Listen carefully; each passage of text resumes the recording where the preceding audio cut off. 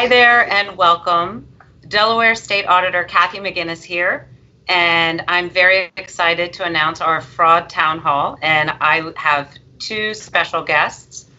A Chief Investigator, Mr. Alan Ranko from Consumer Protection Unit here in Delaware, and then Mr. John Bell from the Better Business Bureau, and I'm going to let them speak a little bit about their roles in their agencies and their background.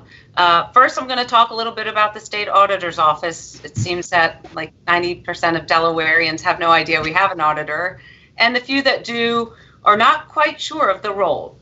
So for those of you watching, thank you very much for your time. I think you're going to get a lot out of this town hall. This office, your State Auditor's Office, is I am one of 6 statewide electeds. I have just gotten in last year in 2019, was my first year in office after my predecessor was in for 30 years. Many people know the Auditor's Office as Delaware's fiscal watchdog. In a nutshell, what we want to do is make sure that funds are spent, government funds, the way they were intended. We have a very, very active fraud hotline, which is a toll-free number. And you can also go to auditor.delaware.gov, which is our website, and then we'll speak a little more. But we also developed last year is the first fraud app. So if you type in fraud.delaware.gov in your mobile device. I'd like to say that 2019, after 30 years of my predecessor, has been quite a transformational year, and 2020 was informational, but with the hit of the current climate and crisis of COVID-19, that now we are trying to get our message out and talk to you in a more virtual format, as many people are doing. I do want you to know our auditor's office has been, in the first year, we did hire 20 people to funded positions that were empty, so they have been filled. We are working remotely. We were fortunate enough to already have the VPN access. So some of the things that we have been doing here at the Auditor's Office is to root out fraud, waste, and abuse, as well as several engagements, audits, agreed upon procedures, investigations, special reports, and so much more. But we are working remotely, we are working hard, we're changing the way we work, we're changing the way we grab information. And as many of you know, who know me, I love to speak to other states on a weekly basis and grab their great ideas. I certainly don't have them all, and I don't like to reinvent the wheel. So if something's working and we can bring it to Delaware and tweak it a little bit and make it work for this office, it makes our office flow better, which means we're working better for you. So that's a little bit about what we do from your fiscal watchdog office. And I'd like to introduce my two guests and get moving with this panel and let them speak a little bit about the roles and missions of their office and a little bit about themselves as well. So first we can go to Mr. Jonathan Bell from the Better Business Bureau. Hi, thank you, Madam Auditor. I'm John Bell. I'm the Director of Business Relations for the Delaware Better Business Bureau. Fraud is a huge problem. Delaware is ranked 3rd worst in the nation for fraud reports, according to the FTC, 7th worst for identity theft reports. And the demographic is changing. Increasingly, the data is showing that younger consumers are the ones who are losing money most often. The FTC cited that of the almost $2 billion lost in the reports that they had aggregated, 33% of the victims between age 20 and 29 who filed reports lost money. Compare that with consumers age 70 to 79 who filed reports, only 13% of those lost money. Better Business Bureau is a nonprofit resource. Our mission is to be a leader in advancing marketplace trust. We have a vision of an ethical marketplace where buyers and sellers can trust each other, and that starts with the ability to look at unbiased information about a company that you might want to hire. Certainly that's important when you're looking to hire a company that is one you hope is real, but in a climate of online sales and a global commerce, increasingly people are doing business with folks that they'll never meet. And so Better Business Bureau is an online resource where people can research a company before they hire them. Certainly we do dispute resolution. We do our best to make sure that we are in a position to help if there are problems, where there can be a neutral clearinghouse of information so people can see what happened in any given marketplace transaction. But a lot of the reports that we get are fraud. They're businesses that don't exist, that are deliberately trying to take advantage of the public or of businesses. And in the pandemic crisis that we're dealing with right now, scammers love to follow current events, and they are taking incredible advantage of the uncertainty and of the situation to try to rip people off, including a lot of different strategies, but specifically the uncertainty around things like the government reaction and the payroll protection plan, any sort of assistance or SBA loans, any sort of impersonation that scammers can do to try to encourage people to think that they are someone that they are not, is an opportunity for the scammers to try to take advantage of people. We see a lot with business scams as well. Business email compromise was the #1 business scam targeting companies before the health crisis. It continues, but it's a bigger threat because in these days with people working remotely, policies and procedures that were in place before might not have been updated. People might not be able to look over their cubicle and say, hey, did you send this email? They may have to do different things to validate payments that are going out the door or bills that need to be paid. And likewise, government impersonation calls and emails. These are things that have been going on for a long time, but the COVID-19 twist is the Social Security Administration, for example, the #1 most impersonated organization from a government standpoint, used to have a large following of scams, but in COVID-19, they just dress up their script a little bit. They call and they say, oh, during the health crisis, there's a lot of scam. We think your information was at risk, and that's why we need you to validate your information and give us your social, date of birth, Medicare number, and information. Again, same scams, but dressed up for the modern day. So Better Business Bureau is here to do our best to be a neutral clearinghouse of information where people can proactively check an organization or a company that they might consider working with to get an unbiased look at how that company is operating, local ownership, transparency, licensing history, etc. And it serves as a great first line of defense before you work with a company you might never have interacted with. Very good, very good. And next we're gonna hear from Mr. Alan Ranko from the Consumer Protection Unit. Alan? Yes, thank you very much, Kathy. McGinnis, we really appreciate you giving us the opportunity to come here and speak on this very important matter to everyone. Yes, my name is Alan Ranko. I'm the Chief Special Investigator in the Consumer Protection Unit. I work under Kathy Jennings, and I'm fortunate enough to work in the Fraud and Consumer Protection Division. Right now, the division has 4 separate units, and one of them, I'm going to go through each one real quick. We have the White Collar Crime Unit. They primarily investigate and prosecute businesses related to crime, including embezzlement, money laundering, and home improvement fraud. They are also active in combating criminal fraud targeting seniors and vulnerable adults. In addition to criminal enforcement duties, the unit addresses fraud perpetrated against the government through civil actions under the Delaware False Claims and Reporting Act. It also houses the Department Tobacco-related litigation and enforcement act. And then we also have Medicaid Fraud Control Unit. The state of Delaware and the federal government has designated the Medicaid Fraud Control Unit to investigate and prosecute illegal acts relating to Medicaid fraud funds. They are designated to protect the Delaware residents who receive Medicaid and the taxpayers who support the program.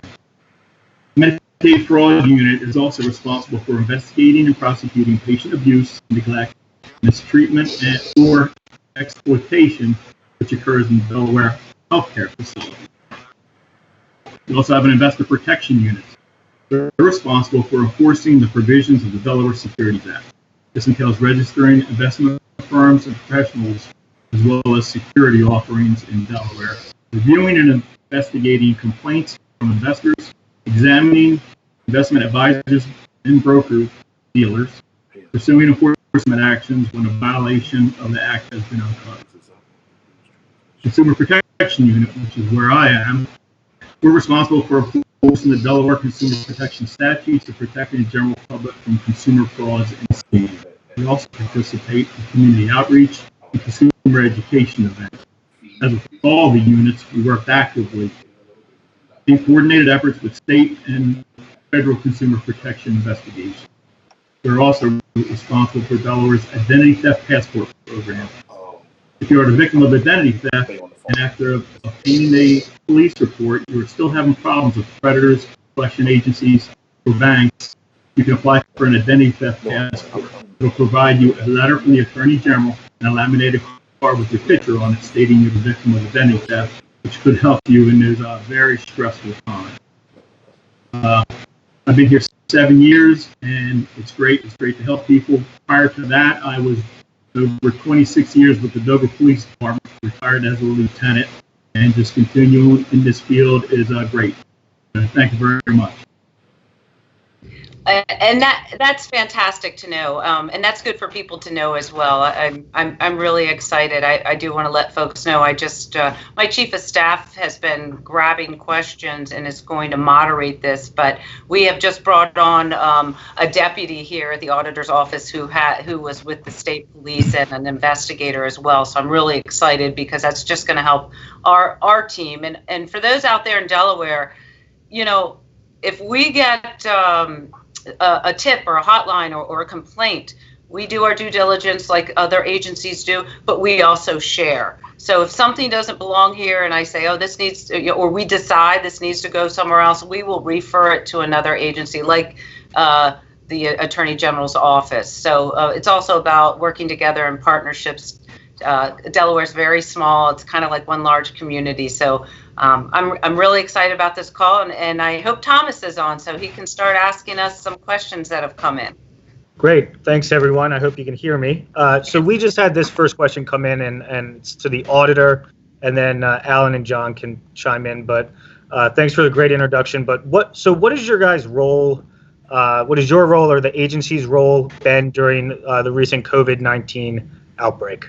So we'll give that to the auditor, and then Alan and John can chime in.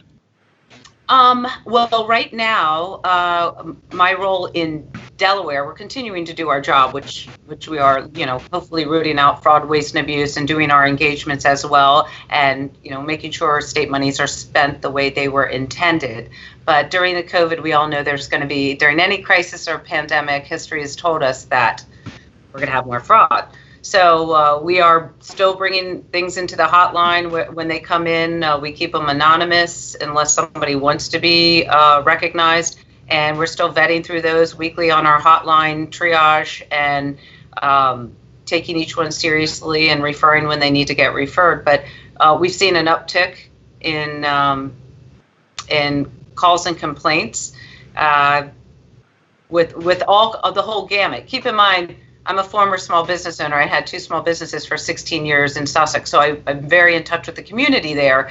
And for example, I was on the phone until 10 o'clock last night and started at 6:40 this morning. But when there's real fraud, I direct them and say, I really need you to report this way. I'm very delighted to be part of a task force. There's many of us that had talked about doing that here in the state of Delaware, like a COVID fraud task force, which has a whole host of people, and I believe Alan might be able to speak to that a little bit better. So that's going to be for Delaware, and I'm excited to get that started. And then I'm also working regionally with Delaware, Pennsylvania, obviously Delaware, Pennsylvania, Maryland, and New Jersey with their fiscal watchdogs, and we're working together as a task force and started weekly meetings with idea sharing, et cetera. So what happens now, I'm not quite sure what our role is going to be within our state task force, but I do know that we are going to be very busy as these monies. I mean, there's trillions of dollars that are coming, and we want to make sure those are spent the way intended and people are protected, but because they are going to state agencies as well. So in the long and short, I think that the auditor's office is probably going to be busier later after these monies start getting distributed. Great. And Alan, could you want to chime in with what your role has been, you see, during this COVID-19? Sure. This is something that I think no one's ever seen before. Our role has ramped up a little. So during this time, we continue to do our regular investigations the best we can.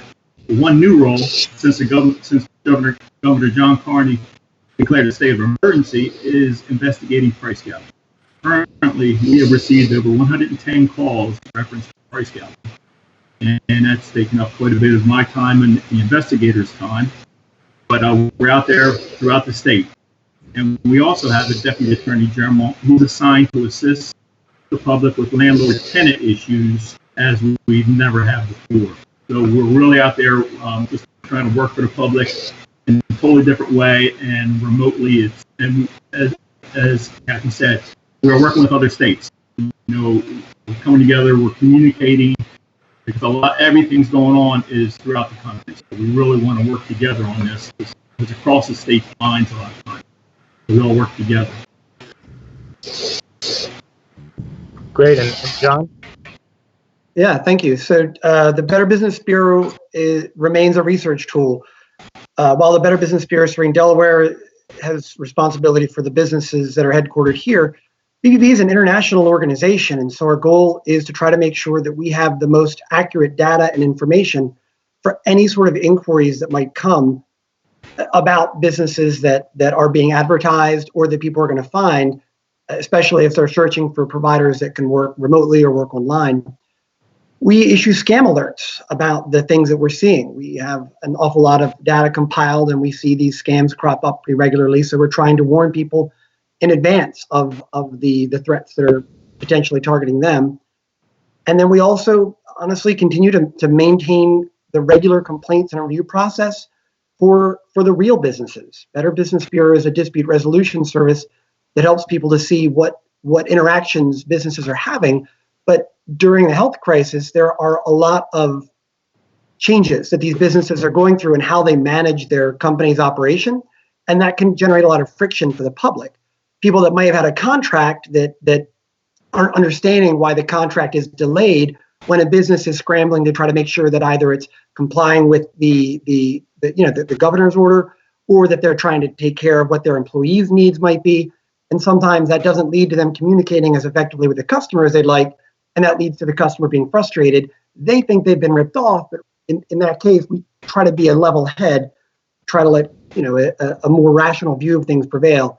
So we do an awful lot of making sure that we're trying to be there for the legitimate businesses so that people understand that no, if they're not getting back to you right away, it doesn't mean that they've taken your money and run. It just means that you need to be a little bit more understanding about some of the changes the business community is going through. And we're trying to make updates to our data and to our profile pages for those businesses to reflect that. So I'm just trying to stay as up to date with the data that we're sharing for the public as possible. Great.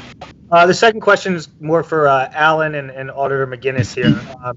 We both talked about government fraud and consumer fraud. I guess, Auditor McGinnis, what's the difference between governmental fraud and consumer fraud? And is there overlap between the two? We'll go to Auditor McGinnis first, and then Alan can chime in here. Okay, so there is a difference. However, fraud is fraud. Our office as well is looking to root out fraud, waste, and abuse and identify those situations. But we deal with state tax dollars and governmental agencies. For example, if there is price gouging at a grocery store, which somebody had alerted me, say usually a package of ground beef was $4.19, and then the next thing you know it was $16. That's price gouging. That's consumer. But if the state of Delaware is trying to procure medical supplies, and like New York, apparently there's a recent report where New York spent, I don't know, 15 times the amount on medical supplies than they should have. So that's something more in the government lane. That's taxpayer dollars. It's kind of the same, but it's really different. Again, and I'd like to go back to that point that I spoke about earlier. We refer things and items and complaints and tips from our hotline out after we do our due diligence and triage at our weekly hotline meetings. But we also accept, sometimes people refer things to our office. And again, like the other two panelists, we're trying to do business as usual and keep working, but we are seeing that there's an uptick of things that are starting to occur because of COVID. Great. Alan, if you'd want to chime in. Yeah, that's a great explanation for it. And yeah, there is a difference. Sometimes they do cross over, but that's why we are broken down into 4 different units. So we can have an expertise in each one, because each one needs their own specialty deputy attorney generals and investigators to work on this regularly. If we have the Medicaid fraud unit to investigate the misuse of state funds for Medicaid. And another area that Attorney General Jennings has now is the Division of Civil Rights and Public Trust, and they enforce government laws for public funds. So that's another area that's outside of us, but it's in Wilmington for public funds for government tax stuff. And when you come to consumer fraud, yeah, that could be a business or someone acting as a business who is making false statements about a product, or service, or merchandise to obtain money from the general public. So that's a whole other area that you'll want an expertise in. So yeah, they kind of overlap, but really you want to have an expert in each one of those fields, and that's what we do. Great. So this came in last night, but I'm sure we've kind of touched on this already. But it'll go to we'll start with John, and then Alan, and then Auditor McGinnis. But I mean, do you see more fraud happening, now or and maybe in the past during uncertain times? Is this always when it's either recession or a pandemic? Is this always kind of a time when more fraud is happening and you see it? So we'll go to John there first. No, that's a great question. The short answer is no, not really on our side. That being said, fraud is chronically underreported. Scams that target people, even people that lose money, don't report so often that it's very difficult to ever get a great idea of the total amount of fraud happening. But as far as our reporting mechanisms that are in place, we have seen an additional volume of complaints against legitimate businesses. We've seen an additional volume of reviews. Each of those are up about 10%. But when it comes to the out-and-out scam reports, no, nothing significant yet, but that might change as time goes on. Great. And Alan, I'm sure you've seen a huge uptake since you were talking about the price gouging there.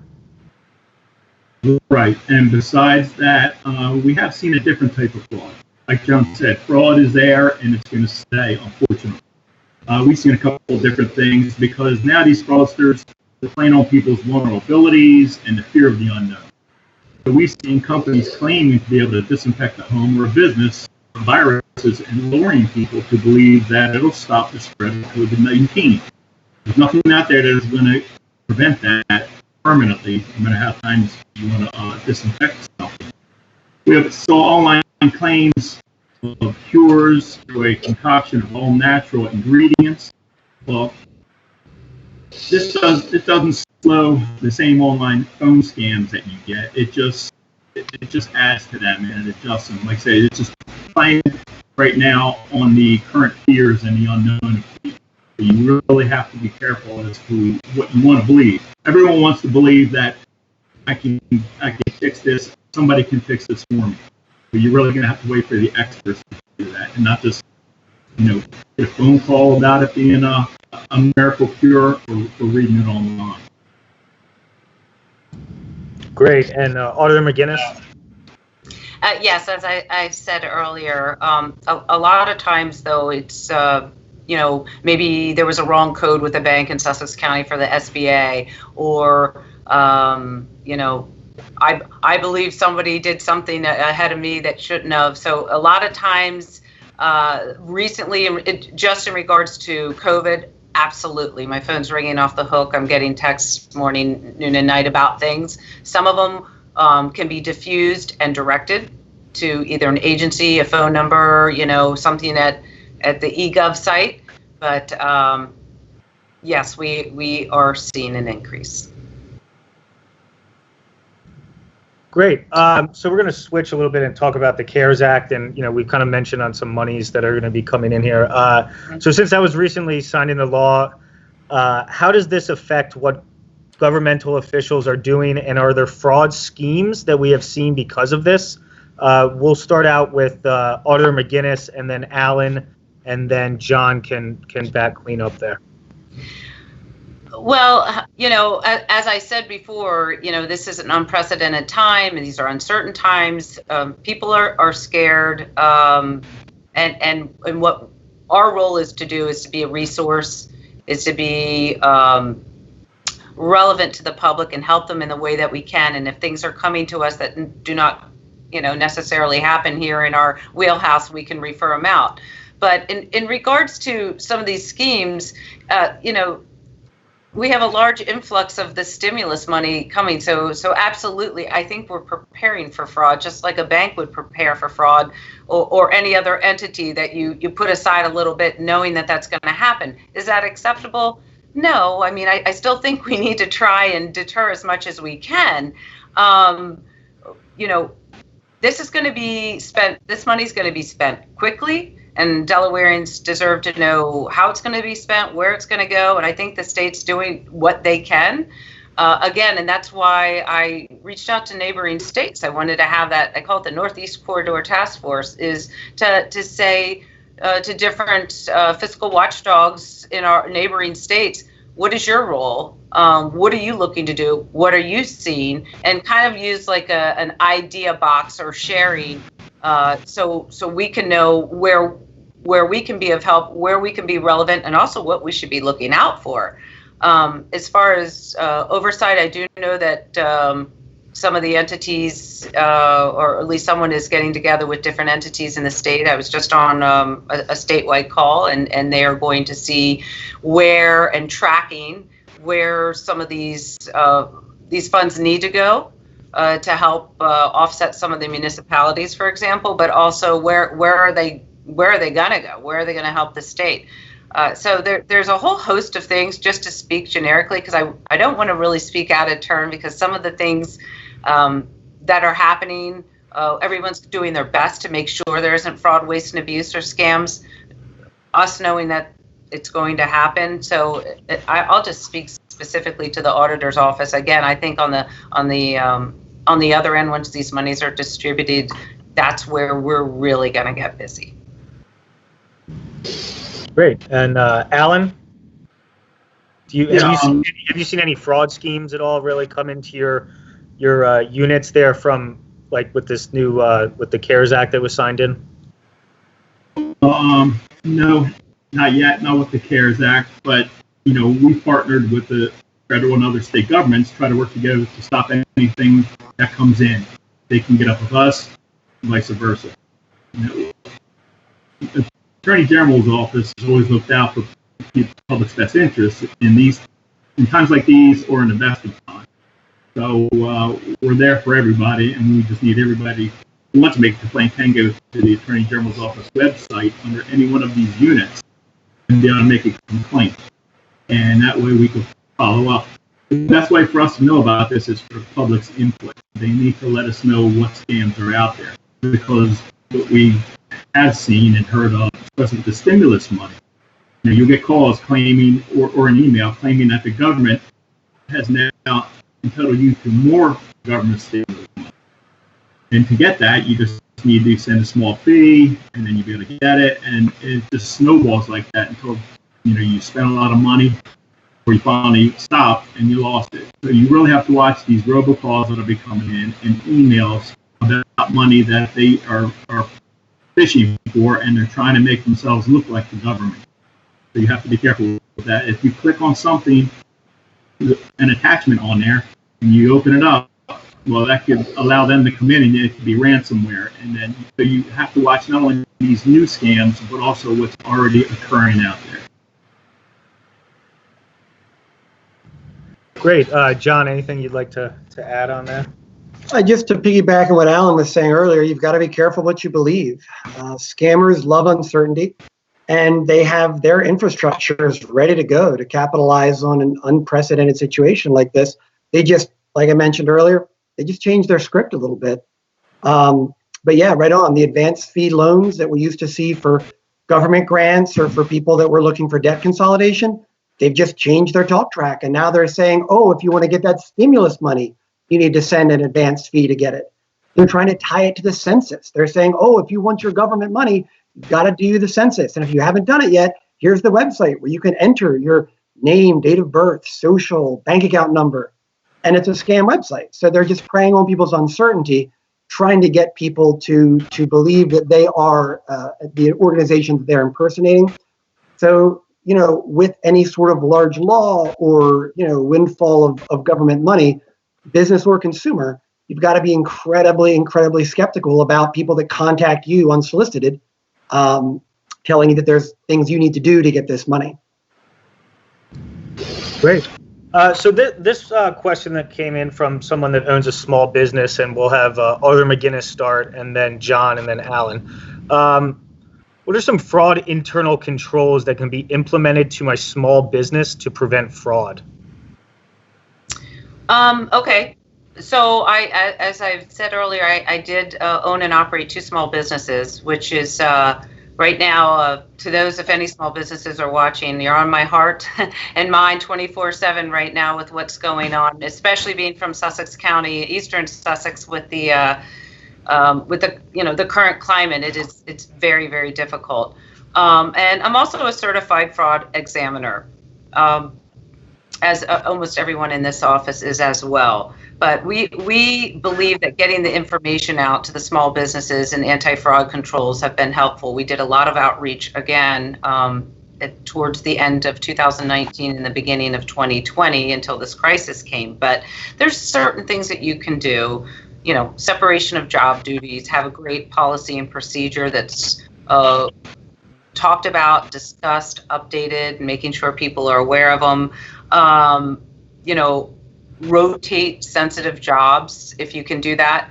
But at the end of the day, these internal fraud controls, sometimes they're just internal controls or recommendations. And if you read some of our reports, if there are findings, we will make recommendations specifically to those.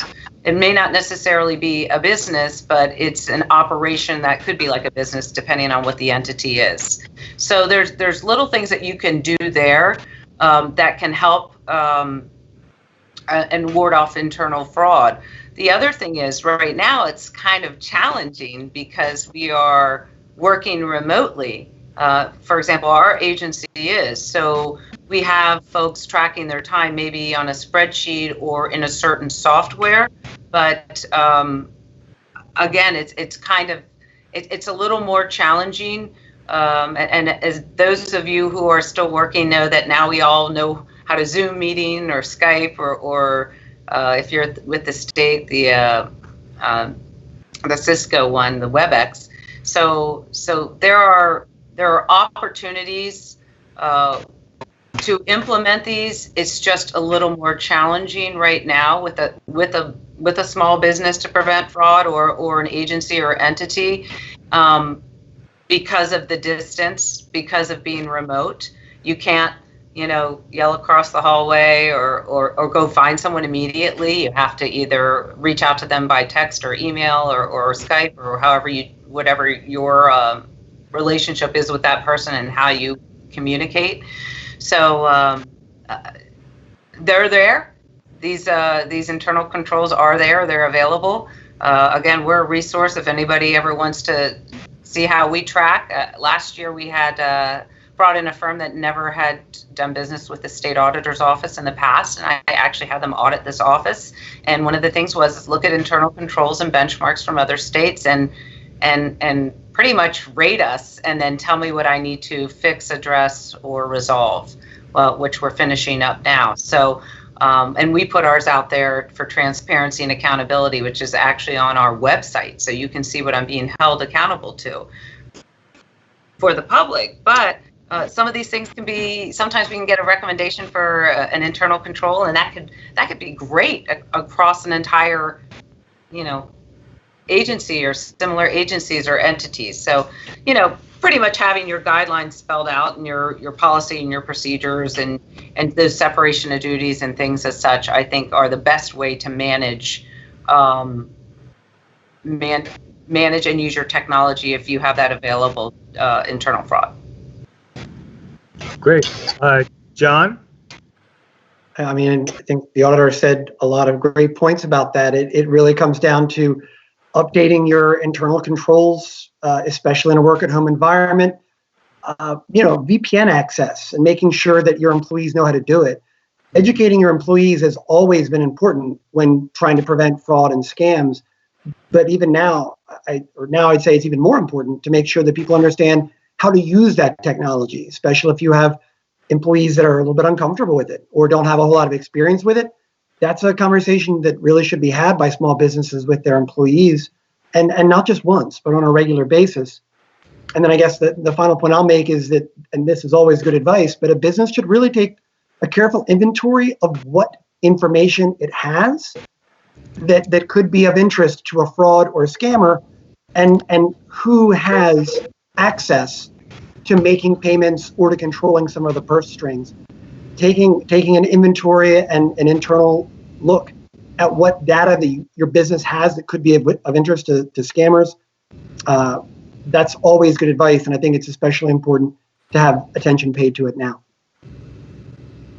Great. Alan, anything you'd like to add that you're seeing? Just real quick, these two just gave some great information on that, and that's their expertise.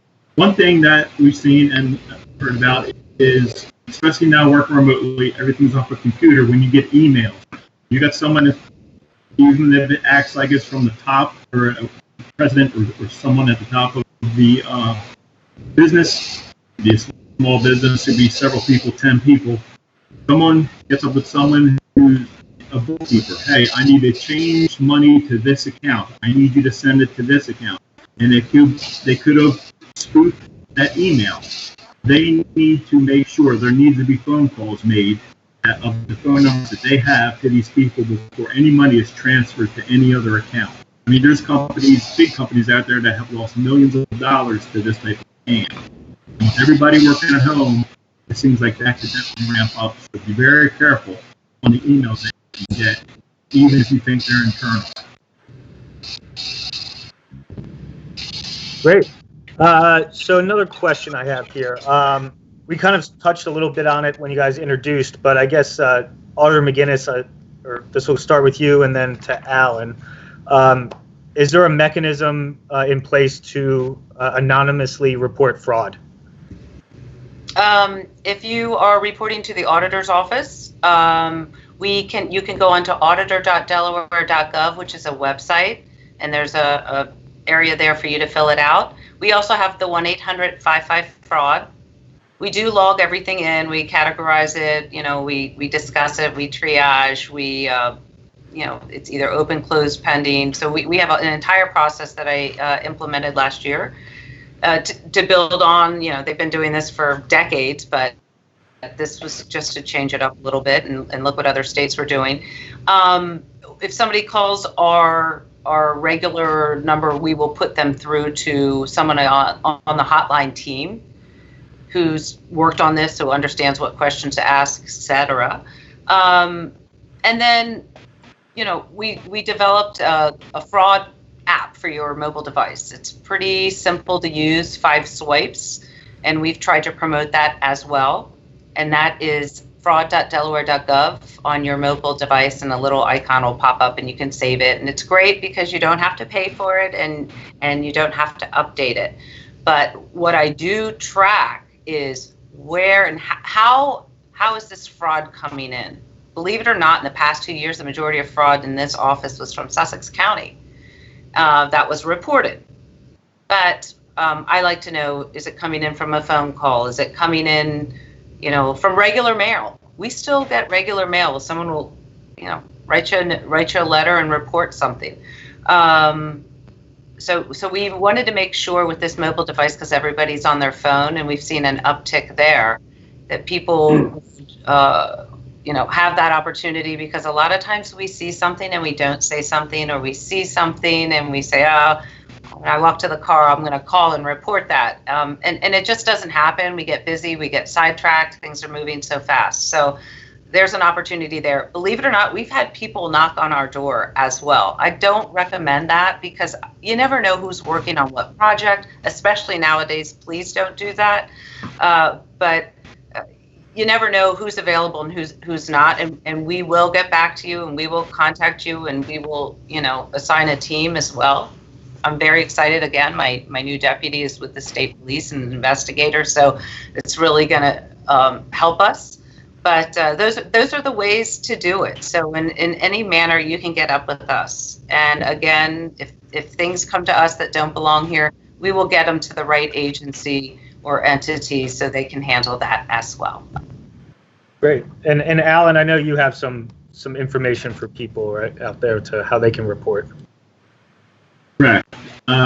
Almost the same as Auditor McGinnis stated. You can go onto our website and you can go to each of the units. There's phone numbers there you can call. We also have complaint forms. We will really like it in a complaint form. And the last question there is, would you like your information to go to the person that you're complaining about? Yes or no. But depending on type of business and complaint, it could be no, and we'll still get that information and we can still follow up on that. So we really would like, and that way we get the most detailed that we can get. You can get phone calls and you're talking to an admin who's going to take some information. But if you fill out that complaint form and then just mark on there, no, do not release my information, we will be the only ones that have that. Great. And John, is there some ways for them to contact the Yeah, absolutely. So Better Business Bureau maintains a website called scamtracker.org. Scam Tracker is certainly a place people can report scams, but what's interesting is it's also open to be, you can read the scams that are targeting your area. So if you're curious, if you look at your county or your town or the entire state or neighboring states, you can have a look at scamtracker.org.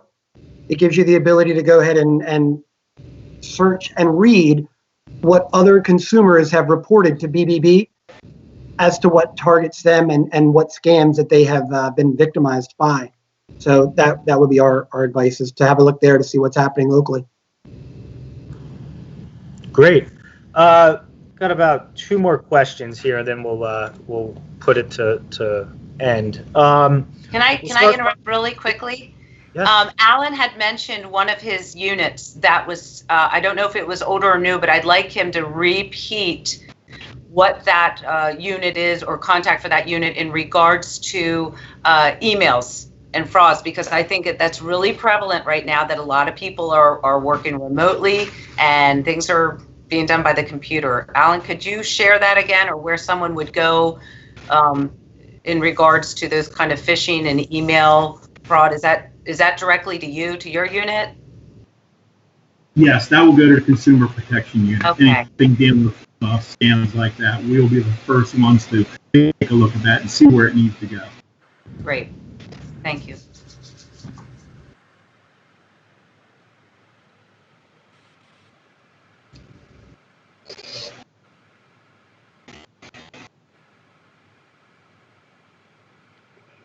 I can't hear anyone. No, I think we may have lost Tom. We may have lost Tom. Sorry, I was on mute there, guys. Oh, there he is. Sorry. So this is, we'll do 2 more questions here. What do you foresee as the health crisis continues, John? We'll start with you. Yeah, well, definitely more of the same for a while, that's for sure. But one of the things that is of concern, to me at least, is employment scam is the #1 scam that targets Delaware, and the number of people that are unemployed is skyrocketing. And so what I expect to see, especially as down the road when people do start looking to get back to work, is that scammers have an incredibly robust ability to present fake employment opportunities. They set up fake profiles online. They're on Indeed and Monster and Career Builder, and they're there to target job seekers with everything from work at home scams to any number of other opportunities designed to defraud the consumer from their information. And they're especially insidious because when you're looking for a job, you want to hear back from the people that you're applying to. You want to hear about a great opportunity. We had a situation where a woman filed a report. She was out of work. She was looking for a job and had found a place where she thought she'd work online as a customer service agent for a Bitcoin company. She didn't know much about Bitcoin, and so they said, well, no problem. we'll go ahead and we'll send you a Bitcoin transaction. We'll put money in your account. You go ahead and you process it at a Bitcoin ATM, send it to an account that will tell you to send it to, and that way you'll get some experience in it. It was a little bit unusual, but so they deposited the money in her account. She basically turned that money into Bitcoin and sent it back to whom she thought was her employer, only to find out that she had been the recipient of stolen funds that the scammers had defrauded someone else from, and she had unwillingly been a money mule, changing that money into Bitcoin and sending it out of the country. But this happens on a regular basis, and in addition to the scammers deceiving you into thinking you have a job so that you fill out their application, so it's got your name and your address and your social and your bank account for wire transfer, even after you give the scammers all that information, they can still take advantage of you either by sending you a fake check to cash for materials that you would need. You know, if you're going to have a computer that they're going to send you or a new phone line or internet, they'll tell you that they're going to send you a check, and then you just wire transfer some of the money to their preferred vendor. Well, their preferred vendor is them, and 2 weeks later when the check doesn't clear, you're left on the hook. Your bank doesn't make you, or your bank makes you liable for that money. So we see these employment scams happening regularly, and I just have this terrible premonition that when things start to ease up on the restrictions, people do start to look to go back to work. With as many people as are going to be looking, people should really take steps to educate themselves about how to beware of employment scams. Great. Alan, how do you foresee scams and fraud as this health crisis continues here? That was a great point that John made, and he's exactly right. With this online work from home, we've seen it. I found money mules all across this country, and we send letters to them warning them what they did. Stop. If they don't, at that point it's criminal, and we will have the local agencies or whatever we need to go and arrest them on the second time. But that is prevalent out there. It's been, and I do see that an uptick if this continues. And then also false claims to the government for unemployment, because they're inundated with calls. They can't keep up. So it's easier to slip under the radar when you have so many people in there. You're going to have identity theft. So people are going to be applying for other people's names. And I just see a lot of that type of fraud picking up if this continues this way. Great. And Kathy, what do you foresee as this health crisis continues? Well, again, when we were talking earlier about policies and procedures and working remotely, I already we get quite a few tips in regards to people who are before they were working remotely, that were they really working, and were they taking 3-hour lunch breaks, and were they really doing what they said they were doing. So we've had a lot of those since I've been on board here. So I'm sure there's a lot of challenges because we're working remotely, but I can tell you that there'll be a lot more information coming our way once we start returning to work, and whatever that looks like. But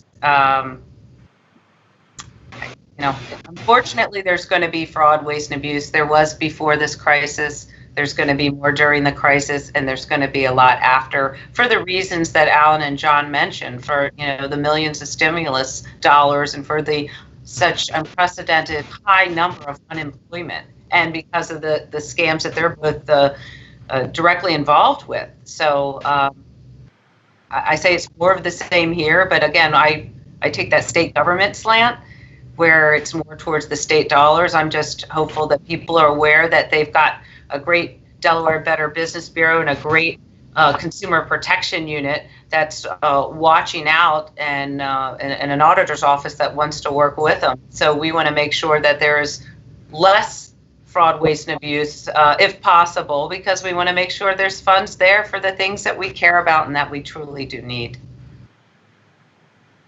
Great. So with that, I think we're going to close up here. If Alan, you'd like to share anything with our viewers before we kind of have our last couple minutes here of everyone by themselves. So I would, and thank you for this last opportunity. And this is just something that I really want everybody to think about. It's a social media.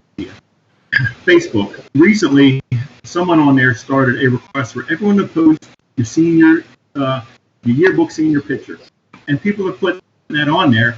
Well, already on your Facebook, you have your month and your day. You just gave everybody your date of birth. You just gave everybody the high school you went to, and then they can look up and find the mascot. A lot of times there's security questions that get into your banking account. So you're giving away a lot of personal information yourself and just sharing it with people you think are your friends.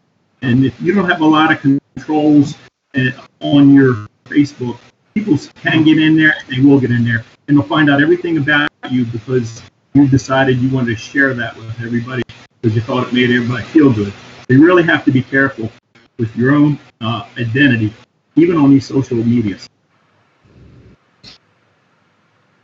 It's a great point. John, if you want to. Yeah, I mean, I also really appreciate the opportunity to share this information.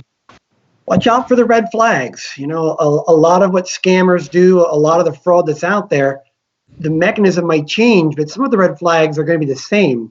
If somebody asks you to pay by wire transfer or by gift card or by cryptocurrency or by cash, be on your guard. Those are not the normal ways that businesses or government agencies look to have payments made to them. I'll go so far as to say if anybody tells you you need to pay with gift cards, that's the only way you can pay, that's a scam. Don't get too hyper-focused on the COVID-19 scams. We still see so many of the rank and file scams happening that have happened for years before. Just last week, we had 2 different Delaware residents lose money to puppy scams, online puppy scams. They thought they were buying a puppy. They went through the online process. The website had a little green lock that everybody wrongly thinks means the website is safe. It doesn't, it just means it's encrypted, and scammers do encrypt. They thought it was a safe site. They sent money. No dog appeared. The scammer said, oh, it's because of the pandemic. That's what the delay is. Just send a little bit more money because there's an extra quarantine procedure. They sent more money, and then no dog. Twice. It's still happening, again, maybe with a slight pandemic slant to their scripts, but these are things that have always happened before. We saw an online tech support scam that targeted a Delaware consumer. Somebody claiming to be Microsoft. No COVID-19 angle at all, just said we detected a virus on your computer. We see these things happening all the time. So take the steps to educate yourself about fraud and scams in general, and you'll be in a much better position to protect yourself from the specific COVID-19 pandemic-related scams. And then the last thing would be to pass on what you've learned. Better Business Bureau internationally has data that shows that of the ways that people learn about fraud and scam, the number one way is the news. They hear about it on the news. That is the biggest way they hear about it. But just behind that, and almost as big a method, is word of mouth. People share stories about what's happened to them, about what they've seen, about what they've heard. So pass on what you've learned about the scams from workshops like this and other presentations, and that will go a long way towards helping others not be victimized by these types of schemes. Thank you.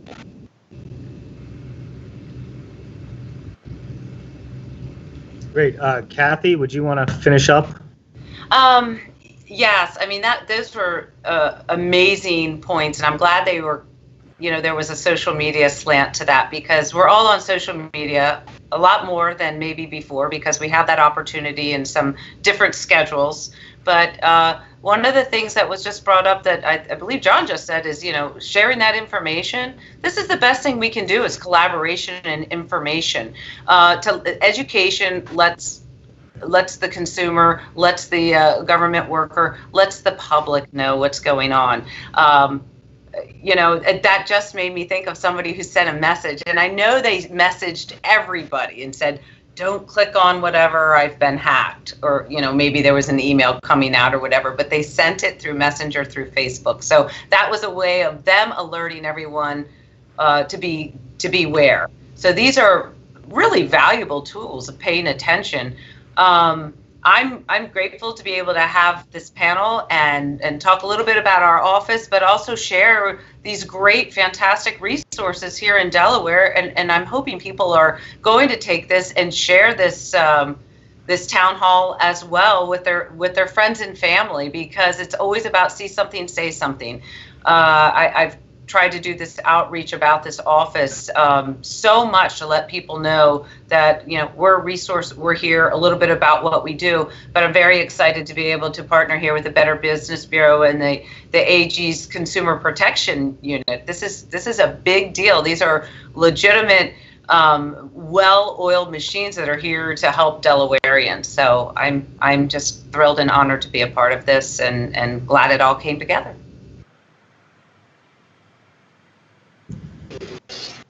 Great. Well, thank you, everyone, and enjoy the rest of your week. Thank you. Thank you. Thank you. Thanks, John. Thanks, Alan. Thank you.